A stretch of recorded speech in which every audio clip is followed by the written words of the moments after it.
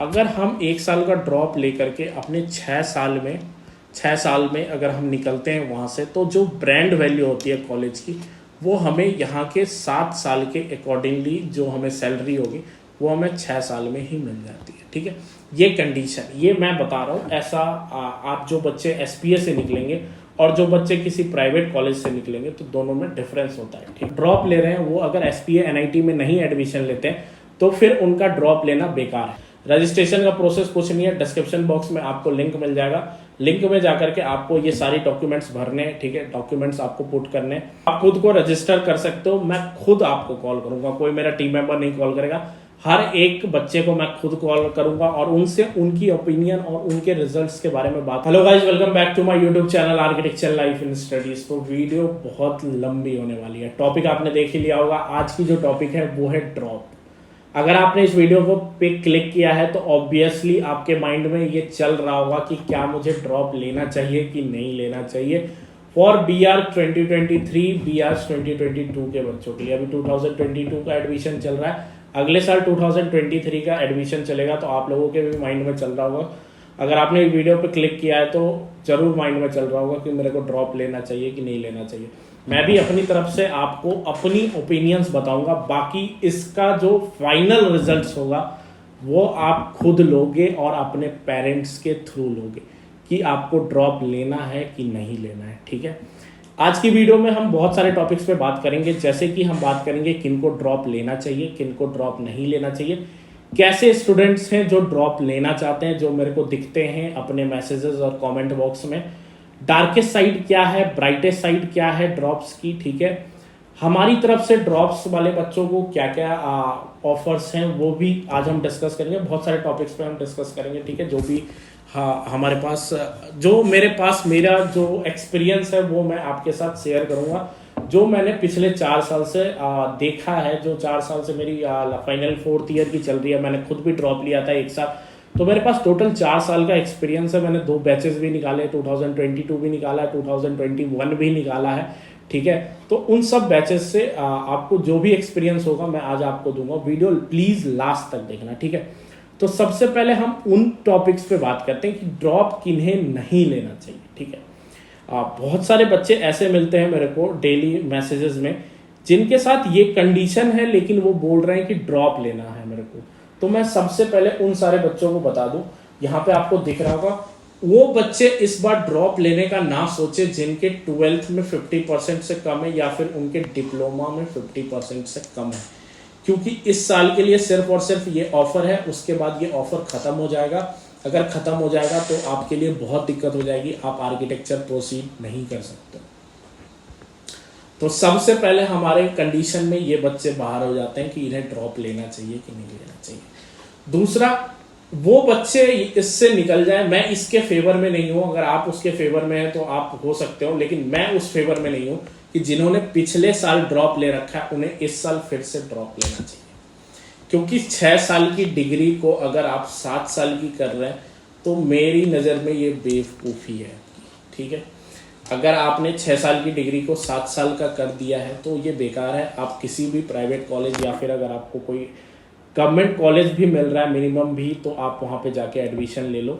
ठीक है, ये मेरी ओपिनियन है, बाकी आप अपने और अपने पेरेंट्स से डिस्कस कर सकते हो। ठीक है, मैंने वीडियो के शुरुआत में ही कहा कि मैं अपनी ओपिनियन दूंगा, आपको फाइनल डिसीजन खुद से लेना है और आपको अपने पेरेंट्स से डिस्कस करके लेना है। ठीक है, बाकी जिनके पर्सनल इशूज हो जाते हैं, जैसे फाइनेंशियल इशू है या फिर कोई कंडीशन है, बहुत सारे लोगों के अपने अपने कंडीशन होते हैं, तो जिनके पर्सनल इश्यूज हैं उस टॉपिक पे हम लास्ट में बात करेंगे। ठीक है, तो लास्ट में वो बच्चे लास्ट तक रुक सकते हैं जिनके पर्सनल इश्यूज के कारण वो अगर ड्रॉप नहीं लेना चाहते, ड्रॉप लेना पर्सनल इशू भी है लेकिन ड्रॉप भी लेना चाहते हैं, तो मेरे से लास्ट में बात कर लेंगे। ठीक है, लास्ट में मैं उनके लिए एक चीज़ बताऊंगा। ठीक है, जो उनके लिए ही हमने इस बार अरेंज किया है। ठीक है, बाकी टाइप ऑफ स्टूडेंट कैसे वो टाइप ऑफ स्टूडेंट्स हैं जो ड्रॉप लेना चाहते हैं, तो जिनकी सबसे पहले जो लो स्कोरिंग है। ठीक है, लो स्कोरिंग क्या है, उनका नाटा का स्कोर लो चला गया या फिर जेईई मेन का स्कोर लो है, उनको अच्छे कॉलेजेस नहीं मिल रहे हैं, उनको सेंट्रल फंडेड कॉलेजेस नहीं मिल रहे हैं। गवर्नमेंट फंडेड कॉलेजेस इजीली थोड़ी मिल जाते हैं, लेकिन जो सेंट्रल फंडेड कॉलेजेस हैं जो जेईई मेन के थ्रू मिलते हैं उनको मिलने में थोड़ा हार्ड फील होता है, मतलब थोड़ा हार्ड है उनको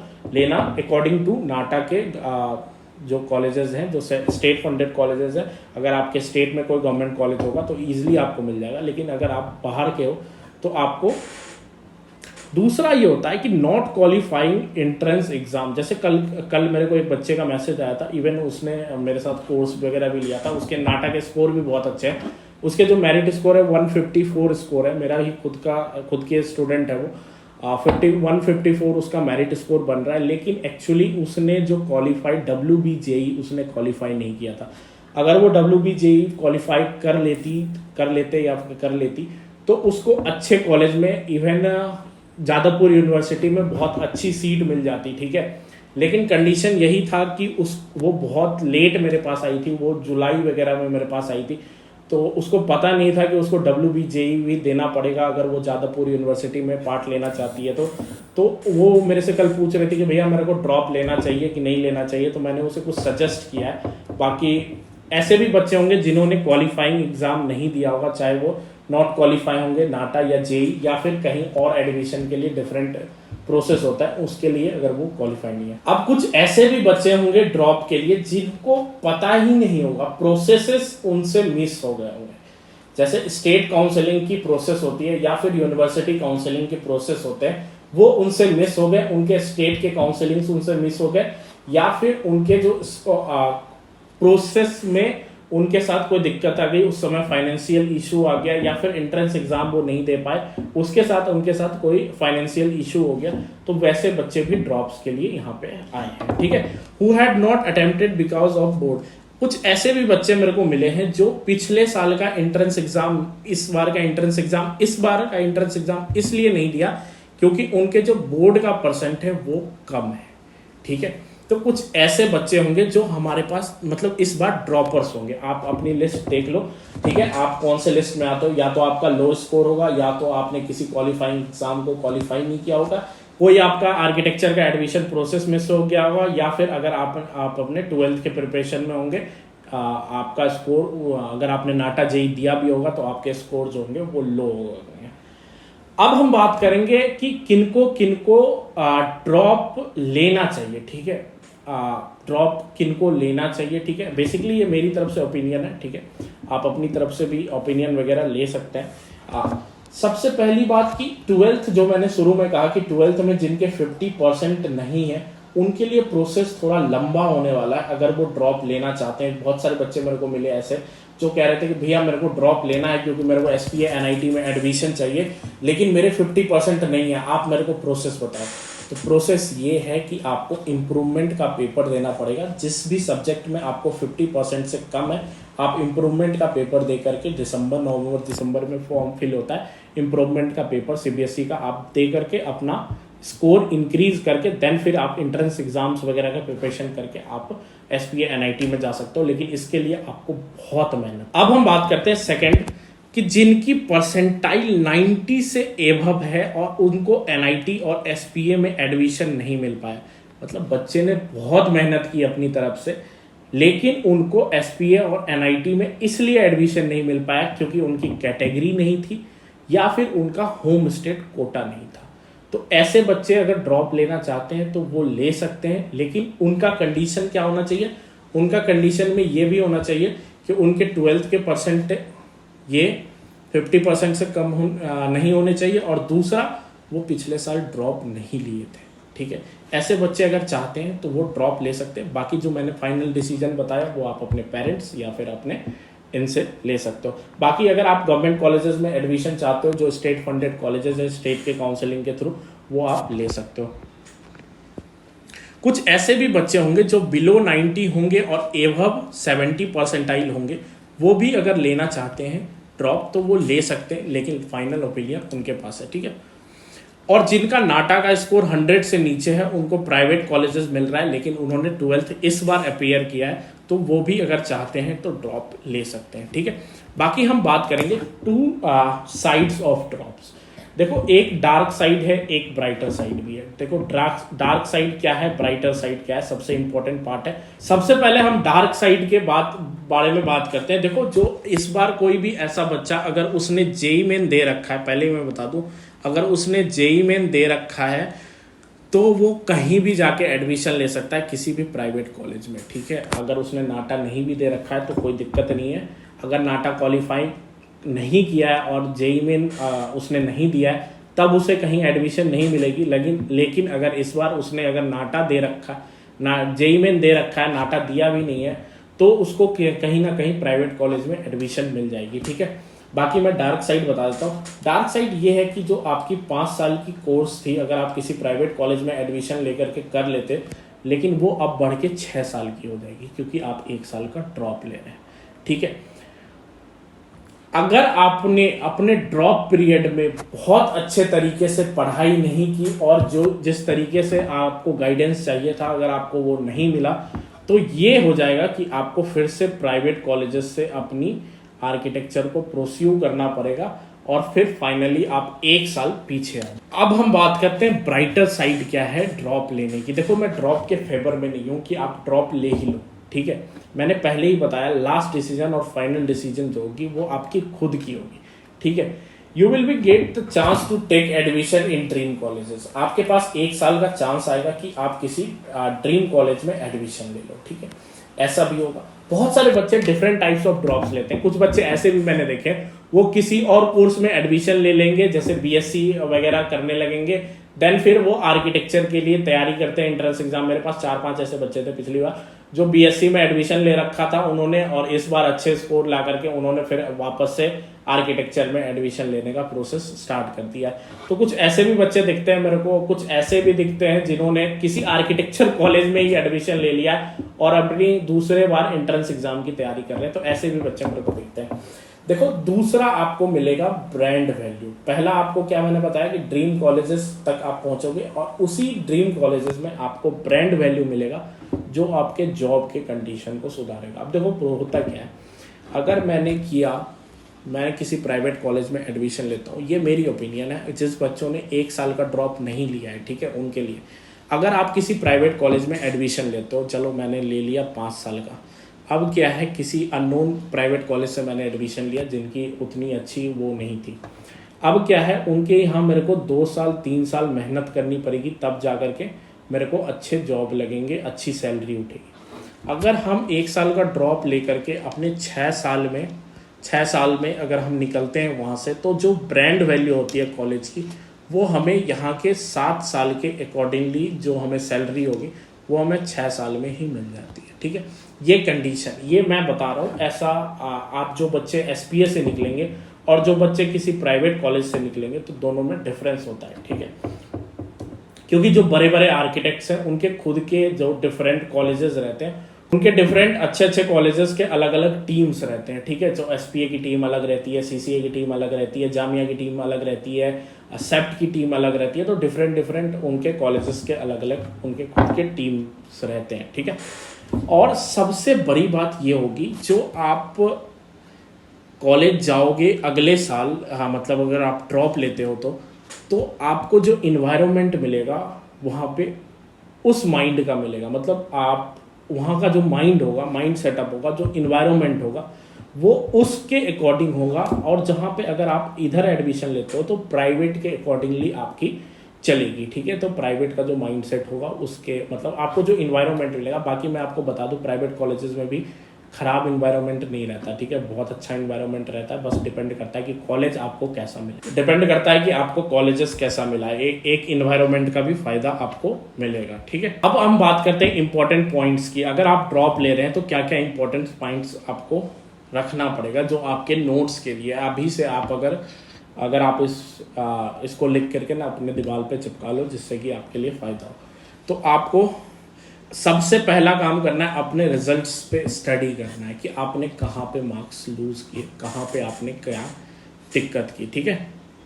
फोकस आपको दोनों पेपर पे करना है, ना कि एक पेपर से जाना है। आपको नाटा की भी तैयारी करनी है, आपको जेईई मेन पेपर 2। आपको स्टडी के लिए 4 से 5 घंटे क्लासेस के बाद अभी के लिए निकालने हैं। बाकी जब एंट्रेंस एग्जाम आपके पास नियर बाय आ जाए, तो अगर आपको नेसेसरी AIR रैंकिंग बहुत इंपॉर्टेंट हो जाता है, ठीक है। AIR रैंकिंग अगर आपको अच्छी चाहिए तो आपको जो स्टडी मटेरियल अभी आप 4-5 घंटे से अपनी स्टडी स्टार्ट कर सकते हो क्लासेस के अलावा, ठीक है। जो भी क्लासेस आप कर रहे हो, जो आप कहीं पे प्रिपरेशन करोगे नहीं करोगे, वो आप पे डिपेंड करता है। लेकिन क्लासेस के अलावा आपको अपनी सेल्फ स्टडी पे 4 से 5 घंटे अभी से देने पड़ेंगे, और जब एंट्रेंस एग्जाम नज़दीक आ जाए तो आपको इसे दुगुना भी करना पड़ेगा, मे बी, ठीक है। आप 1.5 गुना भी कर सकते हो, आप 2 गुना भी कर सकते हो, जिससे कि आपकी जो AIR है वो मिनिमम 100 से नीचे, मतलब मिनिमम 500 से नीचे रहे, और मैक्सिमम आपका जो रहे वो 1000 से नीचे रहे, तभी जाकर के आपको SPA या फिर NIT, जो ड्रॉप ले रहे हैं वो अगर SPA NIT में नहीं एडमिशन लेते हैं तो फिर उनका ड्रॉप लेना बेकार है। आप रेगुलर चेक करो, आप हर 15 दिन में खुद को चेक करो विथ मॉक टेस्ट कि आपने कहाँ पे गलती कर रहे हो, अगर आपने ड्रॉप लिया है तो, ठीक है। रेगुलर रिवीजन करो, अगर आपने कोई सब्जेक्ट या फिर कोई टॉपिक पढ़ा है तो उसका रेगुलर रिवीजन आपको करना है, या फिर अगर आपकी स्कोर पिछली बार किसी सब्जेक्ट में अच्छी आई है, आप उसे इग्नोर करते जा रहे हो तो वो खत्म होते जा रहा है ना दिमाग से, तो ऐसा नहीं होना चाहिए। उसके लिए रेगुलर रिवीजन आपको करना है, ठीक है। आपको रेगुलर आज से ही न्यूज़पेपर या फिर गूगल पे रेगुलर आपको कलेक्शन करने हैं जनरल नॉलेजेस के, ठीक है। बाकी मैं बहुत सारे टॉपिक्स आपको रेगुलर अपडेटेड करते रहूँगा, अगर जिन बच्चों को ड्रॉप लेने का मन है तो, ठीक है। अब आ जाता है लास्ट और फाइनल, जो मैंने आपको बोला है कि हमारी तरफ से क्या हो रहा है। आर्च ओशियन ने स्टार्ट किया है, arch ocean started the course. सबसे पहले तो हमने एक कोर्स स्टार्ट किया है फॉर ड्रॉपर्स ओनली, ठीक है। तो जो ड्रॉपर्स हैं वो हमारे कोर्स को रजिस्टर कर सकते हैं। रजिस्ट्रेशन का प्रोसेस कुछ नहीं है, डिस्क्रिप्शन बॉक्स में आपको लिंक मिल जाएगा, लिंक में जाकर के आपको ये सारी डॉक्यूमेंट्स भरने हैं, ठीक है। डॉक्यूमेंट्स आपको पुट करने। मैं आपको बता दूं, बहुत सारे बच्चे ऐसे भी मैंने देखे हैं जिनको मैंने खुद 60,000 रुपये दिए थे अपने कोचिंग की फ़ीस के लिए, लेकिन मैंने फालतू खर्चा किया था, उतनी की ज़रूरत नहीं पड़ती, ठीक है। मैं भी कोर्स देता हूँ, मेरे को पता है कितने में हो जाता है, ठीक है। टीचरों का भी हो जाता है और बच्चों को भी एक्चुअल चीज़ें मिल जाती है, ठीक है। बाकी आर्च ओशियन की तरफ से एक नया बैच स्टार्ट कर दिया गया, और आप खुद भी रजिस्टर अगर आपको करना है, अगर आप ड्रॉप का सोच रहे हो तो आप खुद को रजिस्टर कर सकते हो। मैं खुद आपको कॉल करूंगा, कोई मेरा टीम मेंबर नहीं कॉल करेगा। हर एक बच्चे को मैं खुद कॉल करूंगा और उनसे उनकी ओपिनियन और उनके रिजल्ट्स के बारे में बात करूंगा कि उन्हें ड्रॉप लेना चाहिए कि नहीं लेना चाहिए, ठीक है। बाकी ये जो ड्रॉप की बैच है वो हम काउंसलिंग के बाद स्टार्ट करेंगे, ठीक है। तो आपको ये ना लगे कि भैया पहले ही कोर्स स्टार्ट करना है, तो काउंसलिंग के बाद कोर्स स्टार्ट होगी, ठीक है।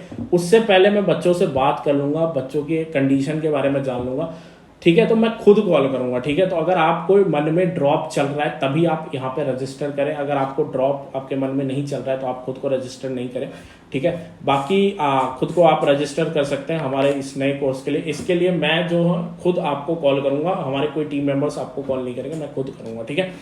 Discount will be provided accordingly to their marks. बच्चे पूछते हैं भैया डिस्काउंट मिलेगा कि नहीं मिलेगा। डिस्काउंट मिलेगा, जो भी आपके जेई की परसेंटाइल होगी उसके अकॉर्डिंगली मिलेगा, जो भी आपके नाटा का स्कोर होगा उसके अकॉर्डिंगली मिलेगा, जो भी आपके 12th का स्कोर होगा उसके अकॉर्डिंगली मिलेगा। आपको डिस्काउंट्स प्रोवाइड किए जाएंगे, ठीक है। बाकी मैंने जो शुरू में आपको कहा था कि ये जो पूरा अभी मैंने आपको समझाया कि किन्हें ड्रॉप लेना चाहिए किन्हें ड्रॉप नहीं लेना चाहिए, ये पूरा डिस्कशन आप पे डिपेंड करता है, ठीक है। बाकी मैं जितना सजेस्ट करता हूँ, जितना हो सके आप अवॉइड करो ड्रॉप को।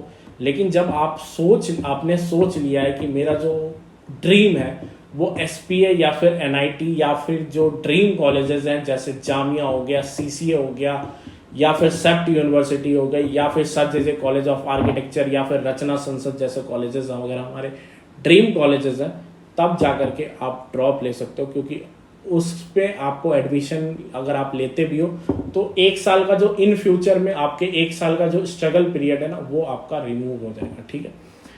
बाकी आपको क्या करना है, आपको चैनल को सब्सक्राइब कर देना, और दूसरा काम मैंने जो आपको बताया कि आपको यहाँ पे रजिस्ट्रेशन कर लेने हैं फॉर ड्रॉपर्स। अगर आपके माइंड में चल रहा है कि मेरे को ड्रॉप लेना है तो प्लीज़ यहाँ पे रजिस्ट्रेशन कर लेना, जिससे कि मैं आपसे खुद बात करूंगा और आपके मन में क्या चल रहा है या फिर आपके रिजल्ट्स के अकॉर्डिंग आपको ड्रॉप लेना चाहिए कि नहीं लेना चाहिए, जो बेटर सजेशन होगा मैं आपको प्रोवाइड करूंगा, ठीक है। बाकी आपके ड्रॉप्स वगैरह के बारे में भी बात करूंगा, ठीक है। तो चैनल को सब्सक्राइब कर देना और बेल आइकन बजा के रखना, जो भी अपडेट्स होगी आर्किटेक्चर्स के रिगार्डिंग वो मैं आपको प्रोवाइड करता रहूँगा डे बाई डे।